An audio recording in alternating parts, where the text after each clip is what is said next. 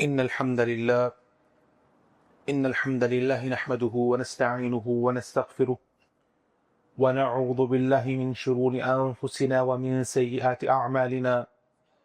من يهده الله فلا مضل له ومن يضلل فلا هادي له، وأشهد أن لا إله إلا الله وحده لا شريك له، وأشهد أن محمدا عبده ورسوله.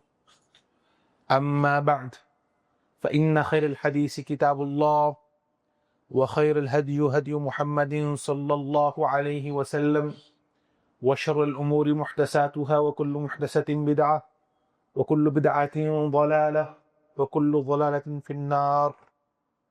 عباد الله رحمكم الله، إن الله تعالى يأمر بالعدل والإحسان وإيتاء ذي القربى وينهى عن الفحشاء والمنكر والبغي يعظكم لعلكم تذكرون، فاذكروا الله يذكركم واشكروه يزدكم. تمام قسم کی تعریفات، تحمیدات، تمجیدات، اچھے، احسن، اعلیٰ ارفع کلمات صرف و صرف مالک جل وعلا اللہ ذوالجلال والاکرام کی ذات مبارکہ کے لیے خاص ہیں. انگنت لا تعداد درود و سلام ہو آقا دو جہاں محمد صلی اللہ علیہ وسلم کی ذات اقدسہ پر. اللہم صلی علی محمد وعلی آل محمد کما صلیت علی ابراہیم وعلی آل ابراہیم انک حمید مجید. اللہم بارک علی محمد وعلی آل محمد کما بارکت علی ابراہیم وعلی آل ابراہیم انک حمید مجید. مختصر حمد و ثنا کے بعد معزز سامعین حضرات، معزز سامعات، انسان کی زندگی ایک جستجو، ایک کوشش اور ایک کاوش کا نام ہے. جب تک انسان کی زندگی میں حرکت اور جستجو رہتی ہے، اس انسان کو زندہ تصور کیا جاتا ہے، اور جب وہ جستجو، وہ حرکت، وہ کوشش ختم ہو جاتی ہے تو پھر انسان کو مردہ ڈکلیئر کر دیا جاتا ہے. کامیاب ہے وہ انسان جس کی زندگی کا ہر ایک لمحہ، ہر ایک لحظہ اس کو اللہ سبحانہ و تعالیٰ کے قریب کر دیتا ہے.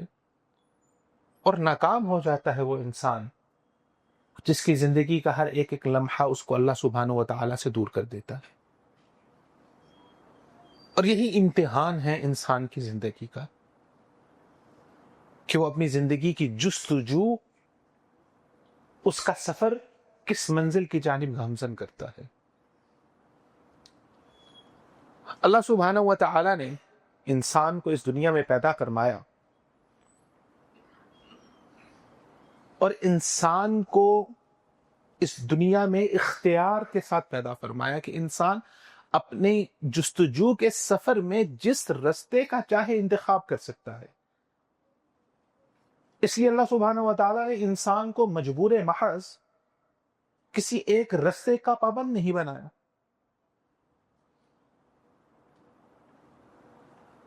تین مخلوقات کو اللہ سبحانہ و تعالیٰ نے پیدا کیا. اللہ الذی خلق الانسان ورکب فیہ العقل والشہوہ، وخلق البہائم ورکب فیہم الشہوہ، وخلق الملائک ورکب فیہم العقل.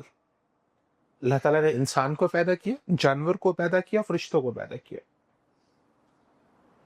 انسان اور انسان کے ساتھ جو دوسری مخلوق ہے جس کے پاس اختیار ہے وہ ہے جن اور انسان.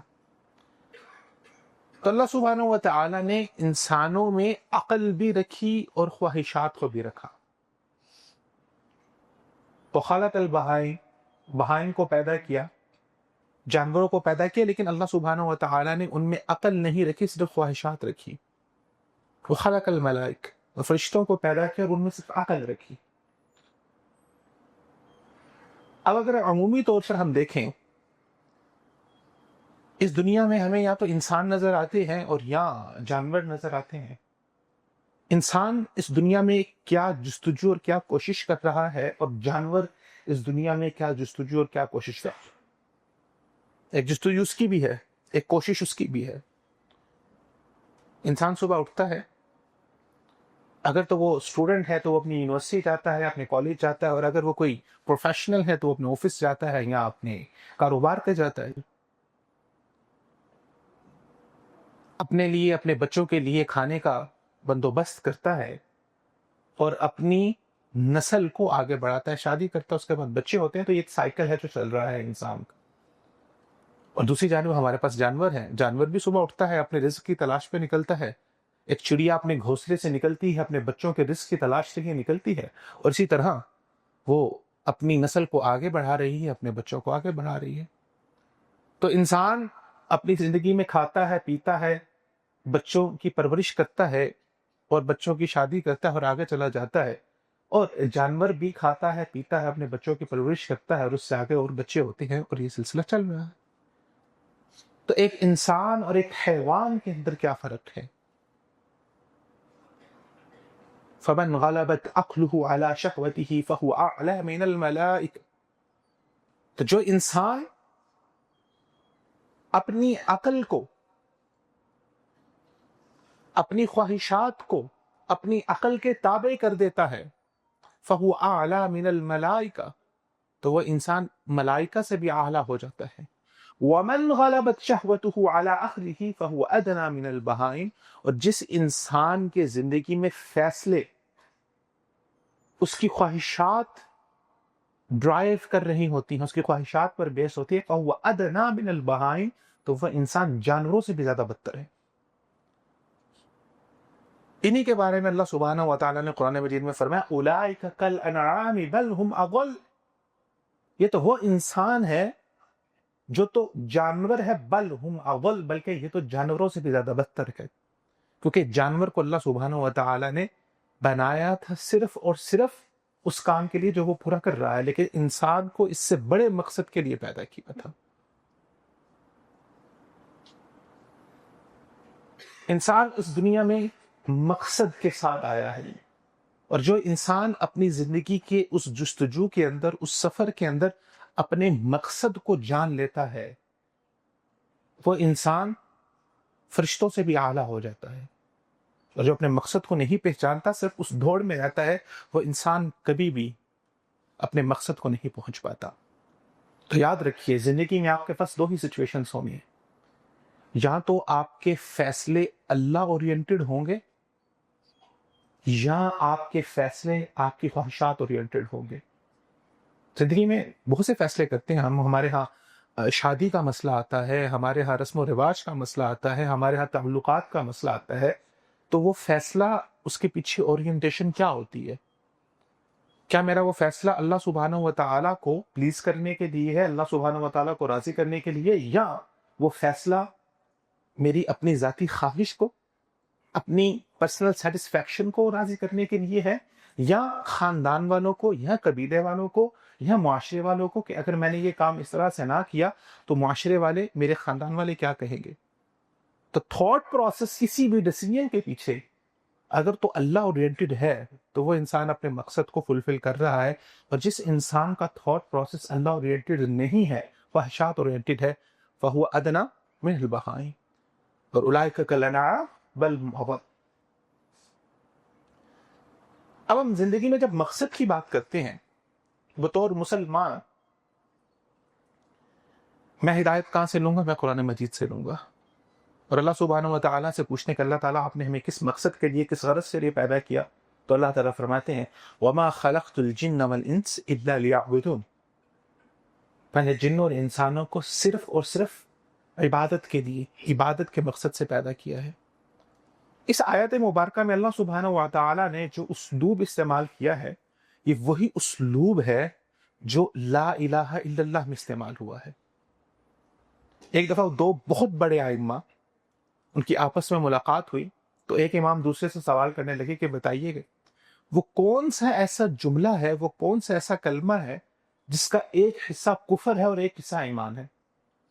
تو جن سے سوال پوچھا گیا تھا ان کو جواب نہیں آیا، تو سوال پوچھنے والوں نے ان کو بتایا کہ وہ کلمہ ہے لا الہ الا اللہ.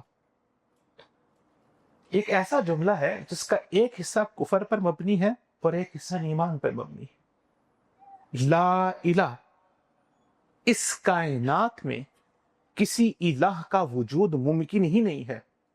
الہ معلوہ سے ہے، جس کا معنی ہوتا ہے وہ ذات جس کی عبادت کی جاتی ہے، اور عبادت کے کنسپٹ کو بھی ہم آگے بریک ڈاؤن کریں گے۔ لیکن اس جملے کا مطلب کیا ہے؟ لا الہ، کوئی ذات اس کائنات میں موجود ہی نہیں ہے جس کی عبادت کی جائے۔ سو بیسیکلی یہ پہلا جملہ اس ایتھیسٹک سینٹینس، الا اللہ، اگر کوئی ذات ہے تو وہ صرف اور صرف اللہ سبحانہ و تعالیٰ کی ہے۔ یہاں سے ایک مسلمان کی توحید ثابت ہوتی ہے کہ ایک مسلمان صرف ایک اللہ کے علاوہ کسی اور کی عبادت نہیں کرتا۔ تو لا الہ الا اللہ کا مطلب یہ ہے کہ ایک اللہ کے علاوہ کوئی اور عبادت کے لائق نہیں ہے، تو ہم واحد ہیں۔ اسی طرح اللہ سبحانہ و تعالیٰ نے یہی اسلوب استعمال کے اس آیت مبارکہ میں۔ اللہ تعالیٰ فرماتے ہیں وَمَا خَلَقْتُ الْجِنَّ وَالْإِنسَ، اور نہیں میں نے پیدا کیا جن اور انسانوں کو، جنوں اور انسانوں کو پیدا کرنے کا میرا اور کوئی مقصد ہے ہی نہیں، کوئی پرپس نہیں ہے۔ اِلَّا لِيَعْبُدُونَ، جیسے وہاں پر صرف ایک اللہ ہے، یہاں پر صرف ایک مقصد ہے، اِلَّا لِيَعْبُدُونَ، صرف اور صرف وہ میری عبادت کرے۔ اور جو لوگ عربی زبان کے اسلوب اور ادب کو سمجھتے ہیں، یہ جو معنی میں نے کیا ہے، یہاں پر باقاعدہ عربی کا ایک قاعدہ ہے، جب اللہ نفی کے سیاق میں آتا ہے تو وہ حصر کو پیدا کر دیتا ہے، کوئی اور مقصد نہیں ہوتا۔ تو اللہ سبحانہ و تعالیٰ نے آپ کو اور مجھے جو مقصد بتایا ہے وہ ہے صرف اور صرف ایک مقصد، کہ ہمارے 24 آورز عبادت میں رکھنے چاہیے۔ اگر ہم 24 آورز عبادت کر رہے ہیں 24/7، میری زندگی پیدا ہونے سے لے کے میرے موت تک، میری قبر کی دیوار تک، اگر تو وہ عبادت میں ہے تو اس کا مطلب یہ ہے کہ میں اپنے مقصد کو فلفل کر رہا ہوں۔ اور اگر وہ میرے 24 آورز عبادت میں نہیں ہے تو اکارڈنگ ٹو قرآن میں اپنے مقصد کو فلفل نہیں کر رہا جس مقصد پہ مجھے پیدا کیا گیا ہے۔ دیکھیے بائی ڈیفالٹ ہر چیز کسی نہ کسی مقصد کے لیے بنائی جاتی ہے، اور اگر وہ مقصد پورا کرتی ہے وہ چیز، تو وہ چیز سکسیسفل کنسیڈر کی جاتی ہے۔ مثال کے طور پہ ہمارے پاس یہ ایک آئی پیڈ ہے، اور یہ بائی ڈیفالٹ، یا ایک موبائل فون ہے، تو بائی ڈیفالٹ کس پرپس کے لیے ڈیفائن کیا گیا، ڈیزائن کیا گیا کہ اس کے ذریعے سے کالز کی جائے، رابطہ کیا جائے، یا اور کاموں کے لیے استعمال کیا جائے۔ اور ایک ہمارے پاس مشین ہے فریج کی صورت میں، وہ بائی ڈیفالٹ کس پرپس کے لیے ڈیزائن کی گئی ہے؟ تاکہ چیزوں کو ٹھنڈا کیا جا سکے۔ اب میں یہ کہوں کہ فریج بھی ایک الیکٹرانک ڈیوائس ہے، اور موبائل بھی ایک الیکٹرانک ڈیوائس ہے، تو میں ایک گلاس پانی لیتا ہوں اور اس میں موبائل کو ڈپ کر دیتا ہوں، اور یہ ازیوم کرتا ہوں کہ اس سے پانی ٹھنڈا ہو جائے گا۔ کیا پانی ٹھنڈا ہوگا؟ قطعاً نہیں۔ موبائل ٹھنڈا ہو جائے گا، پانی ٹھنڈا نہیں ہوگا۔ اب یہ موبائل کیوں فیل ہوا؟ کیونکہ جس پرپز اور مقصد کے لیے بنایا گیا تھا اس پرپز سے ہٹا کے جب اس کو استعمال کیا گیا تو یہ فیل ہو گیا۔ جب تک جس پرپز کے لیے بنایا تھا اس کو یوز کیا جا رہا تھا، یہ سکسیسفل چل رہا تھا۔ تو انسان بائی ڈیفالٹ جس پرپز کے لیے ڈیفائن اور ڈیزائن کیا گیا ہے، جب تک وہ اس پرپز کو فلفل نہیں کرے گا اس وقت تک وہ سکسیسفل نہیں ہو سکتا، وہ کامیاب نہیں ہو سکتا، چاہے اسے یہ لگ رہا ہو کہ میں نے دنیا میں بہت اچیومنٹس کر لی ہیں، میرے پاس بہت بڑا بزنس امپائر ہے، میرے پاس بہت سے میرے متحد لوگ کام کرنے والے ہیں، میرے پاس پاور ہے، پیسہ ہے، شہرت ہے، فیم ہے، وہ سب کچھ اس نے اچیو کر لیا ہے، لیکن بائی ڈیفالٹ جس پرپز کے لیے بنایا، اور وہ پرپز کیا ہے؟ 24/7 اس نے عبادت کر دی ہے۔ تو ابھی تک کی گفتگو میں ہم نے اگر کچھ ہم کی ورڈز یا کچھ 2-4 پوائنٹس اس میں سے ہم اخذ کریں کہ اللہ سبحانہ و تعالیٰ نے ہر ایک انسان کو اس دنیا میں مقصد کے لیے پیدا کیا ہے، اور جو انسان اپنے مقصد کو فلفل کر رہا ہے وہ فرشتوں سے بھی اعلیٰ ہے، اور جو اپنے مقصد کو فلفل نہیں کر رہا وہ جانوروں سے بھی بدتر ہے۔ اور بطور مسلمان اگر میں قرآن مجید سے اپنا مقصد پوچھتا ہوں تو وہ مجھے بتاتا ہے کہ میرا مقصد 24/7 عبادت کرنا ہے۔ اگر میں 24/7 عبادت میں ہوں تو اس کا مطلب ہے کہ میں اپنے مقصد کو فلفل کر رہا ہوں، اور پھر میں سکسیسفل ہوں گا۔ اور سکسیس کا پیرامیٹر میئر ہوگا پیسے کے ساتھ نہیں، شہرت کے ساتھ نہیں، فیم کے ساتھ نہیں، بڑے گھر کے ساتھ نہیں، بڑی گاڑی کے ساتھ نہیں، وہ پیرامیٹر میجر ہوگا میرے زندگی کے مقصد کے ساتھ۔ اگر وہ فلفل ہو رہا ہے تو میں سکسیسفل ہوں، اگر وہ فلفل نہیں ہو رہا تو میں سکسیسفل نہیں ہوں. یہ تو اورینٹیشن ہو گئی ایک مسلمان کے لیے. وہ انسان جو قرآن مجید کو مانتا ہے یا بطور مسلمان ہمارا سٹینس کیا ہے. لیکن اگر کوئی ایک انسان ہمارے سامنے آتا ہے اور وہ کہتا ہے کہ جو مقصد کی بات کر رہے ہیں یہ تو آپ اپنے پاس سے کر رہے ہیں, میں تو قرآن کو نہیں مانتا, یا العیاذ باللہ میرا اللہ سبحانہ و تعالیٰ کی ذات پر ایمان نہیں ہے, تو آپ یہ دعویٰ کیسے کر سکتے ہیں کہ ہر ایک چیز کو کسی مقصد کے لیے بنایا گیا ہے, اور زندگی کے اندر انسان نے اس جستجو کے ذریعے سے اس مقصد کو تلاش کرنا ہے. تو آپ کسی ایتھیسٹ کے ساتھ جب اس کو دلیل دیں گے تو آپ اس کے ساتھ کبھی بھی قرآن مجید کے ایویڈنس کے طور پر بات نہیں کر سکتے. تو آپ کو اس کو کون سا ایویڈنس دینا پڑے گا؟ وہ ایویڈنس جو عقل پر مبنی ہو اور جو اس کو سمجھ میں آئے, کیونکہ وہ قرآن کے ایویڈنس کو نہیں مانے گا. تو اس مقصد کو سمجھنے کے لیے ایک اندلوسی بہت بڑے فلسفی گزرے ہیں جن کا نام ہے ابن طفیل. انہوں نے ایک ناول لکھا تھا اور اس ناول کے میں ایک کریکٹر انہوں نے انٹروڈیوس کیا تھا. تو اس مقصد کے جواب کو سمجھنے کے لیے ہم تھوڑا سا اس ناول کو دیکھیں گے. اس میں کریکٹر تھا, اس کا نام تھا حی بن یقظان. اب حی بن یقظان ایک چھوٹا سا بچہ ہوتا ہے اور اس کے والدین اس کی پیدائش پہ سیر کرنے کے لیے جاتے ہیں, اور وہ سیر کرتے ہوئے ایک جنگل میں سے گزر رہے ہوتے ہیں. جب وہ جنگل میں سے گزرتے ہیں تو وہاں پر ان پر کچھ جانور حملہ کر دیتے ہیں, اور اس حملے کی صورت میں ان کا وہ چھوٹا سا جو شیرخوار بچہ ہے جو بھی بالکل چند دنوں کا ہے, جس نے ابھی نہ دنیا کے رموز کو جانا نہ دنیا کی چیزوں کو دیکھا, وہ بچہ ان سے جنگل میں کھو جاتا ہے. اب وہ چھوٹا سا ایک شیرخوار بچہ وہ جنگل میں پڑا ہے, وہاں سے بدمانس جو بڑے بندر ہوتے ہیں ان کا گزر ہوتا ہے, اور ایک فیمیل بدمانس وہ اس بچے کو اٹھا لیتی ہے اور اس کو اس بچے کے اوپر پیار آتا ہے اور اس بچے کو وہ اپنے ساتھ لے جاتی ہے, اور وہ اس بچے کو اپنی ہی اولاد تصور کرنا شروع کر دیتی ہے. کچھ عرصہ گزرتا ہے, اب وہ چھوٹا بچہ تھا, اس کے ہاں کوئی تصور نہیں ہے اس سے پہلے زندگی کا, اس نے انسانوں کو دیکھا نہیں ہے, اس نے دیکھا نہیں ہے کہ چھوٹے بچے ہوتے ہیں, ان کے والدین ہوتے ہیں, تو وہ تصور اس کے ہاں بالکل بھی موجود نہیں ہے. جیسے وہ تھوڑا سا بڑا ہوا, اس نے شعور کی آنکھ کھولی تو وہ کیا دیکھتا ہے کہ اس کی جو والدہ ہے وہ ایک بندریہ ہے, وہ بدمانس ہے, اور اس کا والد جو ہے وہ بھی ایک بندر ہے, اس کے بہن بھائی بھی ایک بندر ہے. تو وہ یہ چیز ازیوم کرنا شروع کر دیتا ہے کہ میں انہی کا حصہ ہوں, میں انہی کے قبیلے کا ہوں. حتیٰ کہ ایک وقت آتا ہے وہ بچہ اپنے لڑکپن کو پہنچتا ہے, 15 ایئرز تک جاتا ہے, پھر جوان ہوتا ہے. تو اس دوران وہ فیمیل بدمانس جس نے اس کو پالا ہوتا ہے وہ مر جاتی ہے,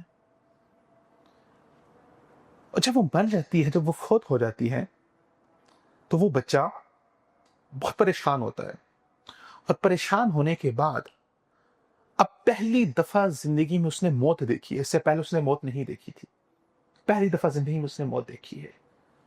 تو جب وہ موت وہ دیکھتا ہے تو اس کے ذہن میں کچھ سوال پیدا ہونا شروع ہوتے ہیں. پر آپ اپنے آپ کو یہاں پر کنسیڈر کریں کہ آپ نے اس سے پہلے دنیا کی یہ چیزیں آپ نے نہیں دیکھی, آپ بالکل را ہے, اور آپ نے ایک موت دیکھی ہے, اور موت دیکھنے کے بعد آپ کے ذہن میں کیا سوالات آ سکتے ہیں. اس بچے کے ذہن میں سب سے پہلا سوال یہ آیا کہ میں کون ہوں, اور میں یہاں اس جنگل میں کہاں سے آ گیا, کیسے آ گیا, اور میرا یہاں پر آنے کا پرپس اور مقصد کیا ہے. کیونکہ میں یہاں پر ایک ٹائم پیریڈ کے لیے آیا ہوں, ایک ٹائم فریم کے لیے آیا ہوں, اور پھر میں نے یہاں سے چلے جانا ہے, ایک ٹرانزٹ ہے. تو آپ کسی بھی جگہ پر جب ٹرانزٹ کے لیے رکتے ہیں تو وہاں پر کوئی پرپس ہوتا ہے. فار ایگزامپل اگر آپ نے نیو یارک جانا ہے تو آپ کو رستے میں ٹرانزٹ ملتا ہے UAE کا یا جدہ کا ٹرانزٹ ملتا ہے, تو کیوں ملتا ہے؟ کسی پرپس کے لیے ملتا ہے, اور ایک ٹرانزٹ تھوڑے سے وقت کے لیے ہوتا ہے, اور آپ وہاں پر رکتے ہیں پھر آگے چلے جاتے ہیں. تو یہ بنیادی طور پر کچھ فطری سوال ہیں, کچھ نیچرل انزمپشنز ہیں جو کسی بھی انسان کے اندر پیدا ہوتی.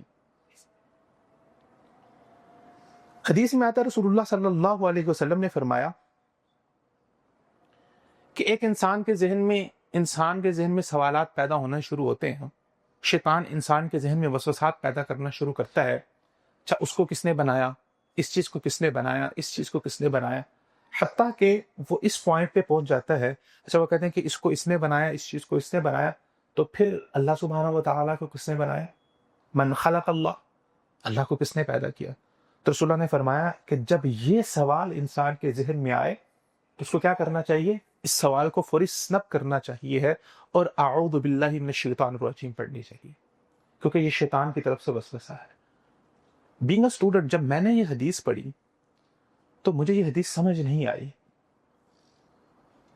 کہ ایک بندے کے ذہن میں ایک نیچرل پرسیپشن کے طور پہ ایک سوال پیدا ہو رہا ہے کہ وہ ایک نتیجے پہ پہنچ رہا ہے, اور ہم بات کر رہے ہیں اور وہ فکر کی, اور جب ہم نے بات کی اس بچے کے تصور کو ہم ذہن میں لے کے آنا کہ اس کے ذہن میں سوال آ رہے ہیں کہ میں کون ہوں, مجھے کس نے پیدا کیا, تو ایک عام انسان کے ذہن میں بھی یہ سوال آ سکتا ہے. اور ہم یہ کہہ رہے ہیں کہ اس کو جواب دینے کی بجائے اسے کیا اعوذ باللہ پڑھو. خبردار ایسا سوال نہیں کرنا کہ اس کے سوال کو ہم سنپ کریں گے, تو اس بچے کے سوال کو ہم ایڈریس نہیں کریں گے, تو کہیں گے اعوذ باللہ پڑھو. یہ شیطان کا وسوسہ ہے. تو ایٹ دیٹ ٹائم یہ حدیث انہیں سمجھ نہیں آئی. لیکن بعد میں جب میں نے اس حدیث کو انالائز کیا تو مجھے سمجھ نہیں آئی کہ بنیادی طور پر یہ حدیث ایک اور حدیث کی معنی کو مکمل کر رہی, اور وہ کیا ہے؟ رسول اللہ نے فرمایا کل مولود یولد علی الفطرہ. تو بات ہوتی ہے نیچرل پرسیپشن کی جو ہر ایک انسان کے اندر موجود ہے. رسول اللہ نے فرمایا کہ اللہ سبحانہ و تعالی نے ہر ایک بچے کو فطرت پر پیدا کیا, فطرت اسلام پر پیدا کیا ہے. فَأَبَوَاهُ يُهَوِّدَانِهِ أَوْ يُنَصِّرَانِهِ, اس کے والدین ہوتے ہیں جو اس کو یہودی بنا دیتے ہیں, عیسائی بنا دیتے ہیں, یا اس کو بتوں کی پرستش پہ لگا دیتے ہیں. لیکن بچہ جو پیدا ہوتا ہے یہ بچہ ان کویسچنز کے ساتھ پیدا ہوتا ہے, اور یہ کویسچنز اگر کوئی ایکسٹرنل فیکٹر ان کے اوپر کار فرما نہ ہو تو بچہ اس پرسیپشن پہ پہنچتا ہے کہ واقعی مجھے کسی ذات نے پیدا کیا, اور اس کائنات کے اندر کوئی چیز موجود ہے جس نے مجھے پیدا کیا ہے. تو رسول اللہ صلی اللہ علیہ وسلم نے جو فرمایا کہ اعوذ باللہ من الشیطان الرجیم پڑھی, بنیادی طور پر ہوتا کچھ اس طرح سے ہے کہ ایک دفعہ مجھے ایک ایکسپیریمنٹ کرنے کا موقع ملا. ایک ورک شاپ تھی جہاں پر ہم نے یہی سوال کیا, مطلب کہ ہم نے 100 لوگ وہاں پر موجود تھے, تو ہم نے ان سے یہ سوال کیا کہ آپ تصور کریں کہ آپ ایک رات کو سوتے ہیں اور اگلے دن جب آپ اٹھتے ہیں تو آپ اس دنیا میں موجود نہیں ہیں, آپ ایک مختلف سیارے پہ, فار ایگزامپل آپ جوپیٹر پہ موجود ہیں, اور آپ کی آنکھ کھلی ہے, تو فوری طور پر انسٹنٹلی آپ کے مائنڈ میں کیا کوشچنز آئیں گے؟ تو 100% لوگوں کا جواب یہ تھا کہ میں یہاں پر کیوں آ گیا, میں یہاں پر کیسے آ گیا. کسی بھی انسان کے ذہن میں یہ سوال نہیں آیا کہ مجھے یہاں پر کسی نے بھیجا, کیونکہ انسان کے ڈی این اے کی پروگرامنگ اس طرح سے ہوئی ہے کہ اسے پتا ہے کہ ایوری تھنگ اس دنیا میں جو چیز بھی ہوتی ہے اس کے پیچھے کوئی کاز ہوتا ہے, کوئی سبب ہوتا ہے, اور کوئی بھیجنے والا ہوتا ہے. بغیر بھیجنے والے کے انسان کبھی نہیں آ سکتا. تو اسی طرح جب انسان کے ذہن میں یہ سوال پیدا ہو رہا ہے کہ من خلق اللہ, تو وہ شیطان ایکسٹرنلی انسان کے ذہن میں یہ وسوسہ پیدا کر رہا ہے, ورنہ ایک انسان کی فطرت سلیم پر ہے, اس کے ذہن میں یہ سوال کبھی آ سکتا ہی نہیں ہے کہ اللہ کو کس نے پیدا کیا, کیونکہ اس کی فطرت کے اندر یہ بات موجود ہے. اور یہ بات پروف کیسے ہوتی ہے؟ یہ تو ایک دعویٰ ہے جو میں نے آپ کے سامنے کر دیا. آپ اس کے اوپر مجھ سے سوال کر سکتے ہیں کہ آپ نے اتنا بڑا دعویٰ کر دیا کہ ایک بچہ جو فطرت پر پیدا ہوا ہے وہ کبھی یہ سوال نہیں کر سکتا کہ من خلق اللہ, اللہ کو کس نے پیدا کیا ہے, جب تک کوئی شیطان اس کے ذہن میں وسوسہ اس بات کا پیدا نہ کرے. 1995 کے اندر 2 امریکن سائنٹسٹ خواتین جو کہ ماہر نفسیات تھی, جو اسپیشلسٹ سائیکالوجسٹ تھیں, انہوں نے اس حدیث کے پرسیپشن کو سمجھنے کے لیے کہ جو رسول اللہ صلی اللہ علیہ وسلم نے فرمایا کہ انسان فطرت اسلام پر پیدا ہوتا ہے, انہوں نے ایک سائیکولوجیکل ایکسپیریمنٹ کی. اور ایکسپیریمنٹ کیا تھا کہ انہوں نے بالکل چھوٹے بچے جو شیر خوار بچے تھے ان کا ایک گروپ لیا. اب ایک چھوٹا بچہ جو فطرت پر ہے, جس کو ایکسٹرنل فیکٹرز ہیں وہ میٹر نہیں کرتے، ابھی اس کے اوپر وہ نالج نہیں آیا باہر سے، اس کے پاس فطری نالج ہے، جس نالج کے ساتھ، جس علم کے ساتھ وہ پیدا ہوا ہے. تو ان شیر خوار بچوں کا ایک گروپ لیا اور ان کے سامنے ایک بڑی سی اسکرین رکھی، اور اسکرین میں ایک السٹریشن کو پلے کیا گیا، یعنی ایک کارٹون کو پلے کیا گیا. اور اس کارٹون میں کہا تھا کہ ایک بہت بڑی وہ تھی، ایک ڈھلوان تھی یا ایک پہاڑی تھی، اور کچھ رول آن تھے جو اس پہاڑی سے نیچے اتر رہے تھے، اور اس پہاڑی کے اوپر جگہ جگہ پر کچھ ہرڈلز لگائی گئی تھی. تو جب بھی وہ بال یا وہ رول آن وہاں سے ڈرائیو کرتا ہوا نیچے آتا، تو جب وہ اس ہرڈل کے ساتھ یا اس ٹکر کے ساتھ ٹکراتا تو وہ اچھلتا، اور اس کے بعد وہ آگے جاتا، اگلی ٹکر کے ساتھ لگتا تو اچھلتا، اور اچھل کے نیچے آ جاتا. اب بالکل شیر خوار بچے ان کے سامنے یہ سین پلے کیا گیا اور ان کو آبزرو کیا گیا. تو کیا دیکھتے ہیں کہ پہلی دفعہ جب بھی ویڈیو چلتی ہے تو بچے اس کے اندر انٹرسٹ شو کرنا شروع کرتے ہیں، بچے دور بیٹھے ہوئے ہیں اور سامنے اسکرین لگی ہوئی ہے. پھر دوبارہ وہ ویڈیو پلے ہوتی ہے تو تھوڑے سے بچے دیکھتے ہیں، تیسری، چوتھی، پانچویں، چھٹی مرتبہ اب بچے اس ویڈیو کے اندر اپنا انٹرسٹ لوز کرنا شروع کر دیتے ہیں، اور کچھ بچے لیفٹ رائٹ، کوئی ادھر کھیلنا شروع کر دیتا ہے، کوئی ادھر کھیلنا شروع کر دیتا ہے، کوئی کسی دوسرے بچے کے ساتھ جو ہے وہ مشغول ہو جاتا ہے. اب اس کا ایک دوسرا فیز ایکٹیو ہوتا ہے اور اس ویڈیو کو دوبارہ سے اسکرین پہ ایکٹیو کیا جاتا ہے. ویڈیو بالکل سیم ہے، جب وہ کسی بھی ہرڈل کے ساتھ بال ٹکرا رہی ہے تو وہ اچھل رہی ہے، لیکن اس ویڈیو میں سے ان ہرڈلز کو ریموو کر دیا جاتا ہے. وہ ہرڈلز وہاں پر نظر نہیں آ رہی، لیکن ایٹ دی سیم ٹائم جب بال اس پوائنٹ پہ آ رہی ہے تو وہاں سے اچھل کے آگے جا رہی ہے. اور دوبارہ سے اس ویڈیو کو پلے کیا گیا بچوں کے سامنے. تو جب بچوں نے اب دوبارہ سے وہی ویڈیو، ابھی 5 منٹ پہلے جس ویڈیو کے اندر بچوں نے اپنا انٹرسٹ لوز کر دیا تھا، اب جب وہ ویڈیو دوبارہ سے پلے کی گئی تو اس کے جو نتائج تھے وہ بہت حیران کن تھے. اب بچے جو لیفٹ رائٹ بور ہو رہے تھے، انہوں نے بہت توجہ سے اس ویڈیو کو دیکھنا شروع کر دیا کہ ایک بال آ رہی ہے اور آگے کوئی ہرڈل بھی نہیں ہے، اور وہ ٹکرائے بغیر اچھل کے آگے جا رہی ہے. پھر آگے آ رہی ہے، کوئی آگے ہرڈل نہیں ہے، اس کو ٹکرائے بغیر اچھل کے آگے جا رہی ہے. تو بچوں نے بہت دلچسپی سے، بات ہو رہی ہے شیر خوار بچے کی، وہ بچہ جو دودھ پیتا ہے، انہوں نے اس ویڈیو کو دیکھنا شروع کر دیا. اور اس ریسرچ کی فائنڈنگز آج بھی گوگل کے اوپر اویلیبل ہے. یہ پراپر اکیڈیمک ریسرچ ہے جو کہ غیر مسلم خواتین جو کہ سائیکالوجسٹ تھیں، انہوں نے یہ ریسرچ کنڈکٹ کی. اب بچے پہلے اس ویڈیو کو بہت غور سے دیکھنا شروع ہوئے، پھر کچھ بچے وہاں سے چل کے بالکل اسکرین کے پاس چلے گئے اور انہوں نے جا کے اسکرین کو ہاتھ لگانا شروع کر دیا. انہوں نے دیکھنا شروع کر دیا کہ یہ بال اچھل کیوں رہی ہے، کیوں اچھل رہی ہے یہ بال. تو اس ایکسپیریمنٹ سے پتہ یہ چلا کہ انسان کی فطرت کے اندر اللہ سبحانہ و تعالیٰ نے یہ چیز ڈالی ہوئی ہے کہ اس دنیا میں کوئی بھی چیز ود آؤٹ کاز یا ایفیکٹ کے نہیں ہو سکتی. ہر وہ کام اس دنیا میں جو ہوتا ہے اس کے پیچھے کوئی نہ کوئی ریزن اور سبب ہوتا ہے. جب تک کوئی سبب نہیں ہوگا وہ بال اچھل نہیں سکتی، جب تک وہ کسی ہرڈل سے نہیں ٹکرائے گی وہ نہیں چل سکتی. اور یہ چیز ان بچوں کو ڈائجسٹ نہیں ہو رہی تھی جو ایک فطری نالج کے ساتھ پیدا ہوئے تھے. تو یہ کیسے ممکن ہو سکتا ہے کہ یہ اتنی بڑی کائنات جو اللہ سبحانہ و تعالیٰ نے پیدا کی ہے، یہ بغیر کسی پرپس اور بغیر کسی مقصد کے پیدا ہو گئی ہے اور بغیر کسی ریزننگ کے مارز وجود میں آ گئی ہے.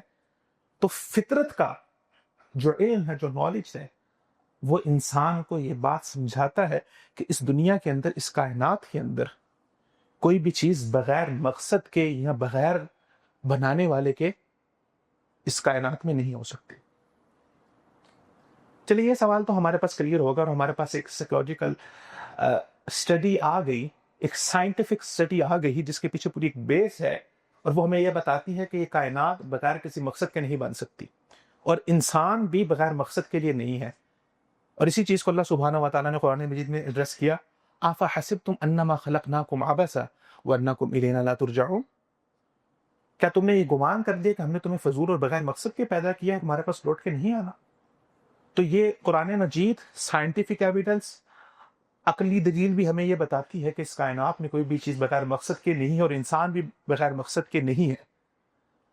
تو اگلا سوال یہ پیدا ہوتا ہے کہ اگر کوئی بھی چیز بغیر مقصد کے نہیں ہے اور ہر چیز کو بنانے والا پیچھے کوئی ہوتا ہے، تو سوال پھر بھی وہاں پر کھڑا ہوا ہے کہ اگر مثال کے طور پہ اس چیز کو فلاں نے بنایا اور اس چیز کو فلاں نے پیدا کیا، تو اللہ سبحانہ و تعالیٰ کو کس نے پیدا کیا ہے؟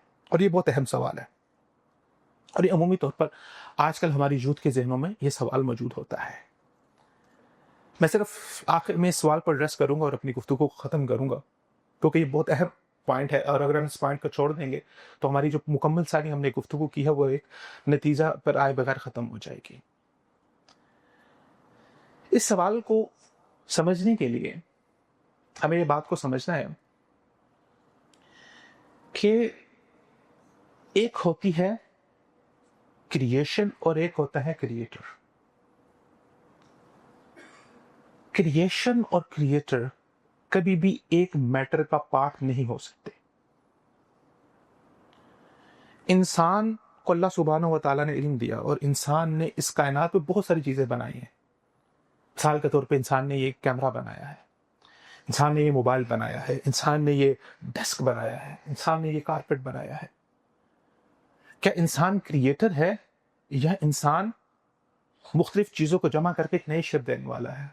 اللہ سبحانہ و تعالیٰ نے اپنی صفت کریشن کے لیے 3 نام استعمال کیے ہیں۔ فرمایا هو المصور، سب سے پہلی سٹیج کیا ہے کہ اللہ سبحانہ و تعالیٰ تصویر سازی کرنے والے ہیں۔ پھر فرمایا هو الخالق، اللہ سبحانہ و تعالیٰ پیدا کرنے والے ہیں۔ پھر فرمایا هو البدیع والصانع، بدیع کیا ہوتا ہے؟ بدیع وہ ذات ہوتی ہے جو عدم کو وجود بخشتی ہے۔ تو انسان نے اس کائنات میں بہت سی کریشنز کی ہیں، لیکن ایسا نہیں ہوا کہ انسان نے کوئی ایسا میٹر بنا دیا ہو جو پہلے سے اس کائنات میں موجود نہیں تھا، ایگزسٹ نہیں کرتا تھا، اور اس نے عدم کو وجود بخش دیا۔ یہ موبائل ہمارے پاس ہے، اس میں پلاسٹک یوز ہوا، اس میں ایلومینیم یوز ہوا، اس میں آئرن یوز ہوا۔ یہ سارے کے سارے میٹر کیا انسان نے عدم سے وجود میں لے کے آیا یا یہ پہلے سے اس کائنات میں موجود تھے؟ لوہا اس کائنات میں موجود ہے، کاپر اس کائنات میں موجود ہے، انسان نے ان کو ری شیپ کر کے ایک اچھے طریقے سے یوزفل چیز بنا۔ یہ ڈیسک انسان نے بنایا، لکڑی سے بنایا، تو کیا یہ لکڑی انسان نے پیدا کی ہے یا یہ لکڑی پہلے سے، یہ میٹر پہلے سے اس کائنات میں ایگزسٹ کرتا تھا اور انسان نے اس کو صرف ری شیپ کیا ہے؟ تو انسان کی تخلیق اور اللہ کی تخلیق میں فرق کیا ہے؟ اللہ تعالیٰ فرماتے ہیں هل اتى على الانسان حين من الدهر لم يكن شيئا مذكورا۔ اللہ سبحانہ و تعالیٰ عدم سے وجود بخشتا ہے اور انسان کبھی بھی عدم سے وجود نہیں بخش سکتا۔ تو انسان نے کیا بنایا؟ انسان نے اے سی بنایا۔ میٹر کائنات میں ایگزسٹ کرتا تھا، انسان نے ایک مشین بنا دی جو ہمارے لیے یوز ہو رہی ہے۔ تو اصول یہ کہتا ہے کہ کبھی بھی کریٹر اور اس کی کریشن کا میٹر ایک نہیں ہو سکتا۔ اس لیے جو رولز اینڈ ریگولیشنز کریشن پہ ڈیفائن ہوتے ہیں وہ کبھی بھی کریٹر پہ ڈیفائن نہیں ہو سکتے۔ انسان نے فریج بنائی، انسان نے اے سی بنایا، تو اے سی کس سے چلتا ہے؟ بجلی سے چلتا ہے۔ تو جو اس کا کریٹر ہے انسان، کیا وہ بھی بجلی سے چلتا ہے؟ بجلی سے نہیں چلتا۔ یہ اس میں کون سا میٹر یوز ہوا ہے؟ اس میں پلاسٹک ہوا ہے، اس میں آئرن کاپر یوز ہوئی ہے۔ کیا انسان کے میٹر کے اندر بھی کاپر یوز ہوئی ہے؟ کیا انسان کاپر کا بنا ہوا ہے؟ کیا انسان پلاسٹک کا بنا ہوا ہے؟ انسان تو ماس کا بنا ہوا ہے۔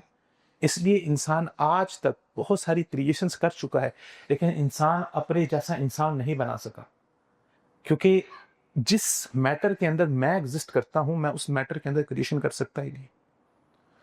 تو اصول یہ بتاتا ہے ہمیں کہ کریشن کے جو رولز اینڈ ریگولیشنز ہیں وہ کبھی بھی کریٹر پہ نہیں لگتے۔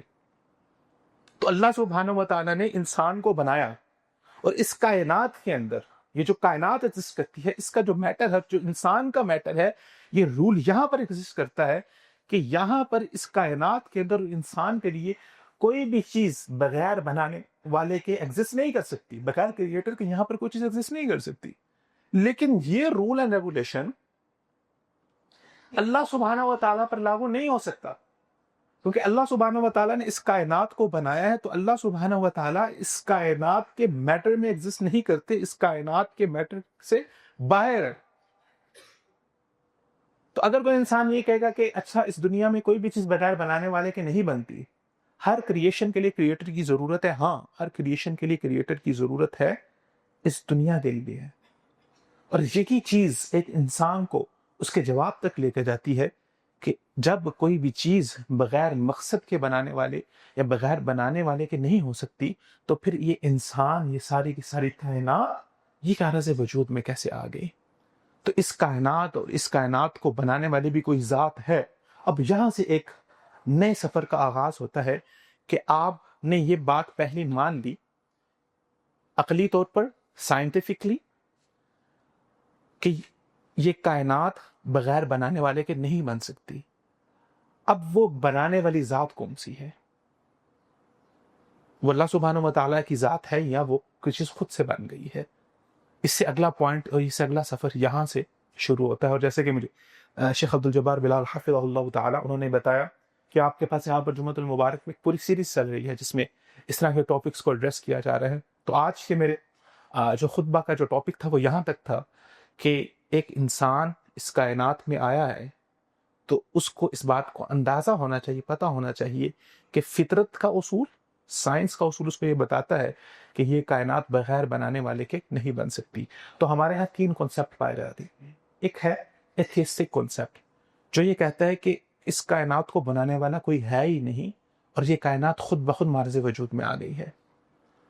دوسرا کانسیپٹ ہے ایگنوسٹک کانسیپٹ، وہ یہ کہتا ہے کہ یہ کائنات اگرچہ بغیر بنانے والے کے معرض وجود میں نہیں آ سکتی، لیکن وہ بنانے والی ذات کون سی ہے اس کے بارے میں مجھے علم نہیں ہے۔ اور پھر اس کے بعد کانسیپٹ آتا ہے جو ایک موحد کا، ایک مسلمان اور ایک مومن کا کانسیپٹ ہے، وہ کہتا ہے کہ یہ کائنات بغیر بنانے والے کے معرض وجود میں نہیں آ سکتی اور اس کائنات کو بنانے والی صرف اور صرف ایک اللہ کی ذات ہے۔ یہ جو کانسیپٹ ہے اس کو انشاءاللہ العزیز جو اللہ کی ذات ہے وہ کس طرح سے اس سارے کانسیپٹ کے ساتھ لنک کرتی ہے، اس کو آئندہ خطبۃ الجمعۃ المبارک میں آپ کے جو یہاں کے مستقل خطیب ہیں انشاءاللہ العزیز اس کو ایڈریس کریں گے۔ اقول قولی ھذا استغفر اللہ لی ولکم وجمیع المؤمنین والمؤمنات، والسلام علیکم ورحمۃ اللہ وبرکاتہ۔ ان الحمد للہ نحمده ونستعینه ونستغفره ونعوذ باللہ من شرور انفسنا ومن سیئات اعمالنا، من يهده الله فلا مضل له ومن يضلل فلا هادي له، واشهد ان لا اله الا الله وحده لا شريك له، واشهد ان محمدا عبده ورسوله، اما بعد فان خير الحديث كتاب الله وخير الهدي هدي محمد صلى الله عليه وسلم، وشر الامور محدثاتها وكل محدثة بدعة وكل بدعة ضلالة وكل ضلالة في النار۔ عباد الله رحمكم الله، ان الله تعالى يأمر بالعدل والإحسان وإيتاء ذي القربى وينهى عن الفحشاء والمنكر والبغي يعظكم لعلكم تذكرون، فاذكروا الله يذكركم واشكروه يزدكم، وآخر دعوانا أن الحمد لله رب العالمين۔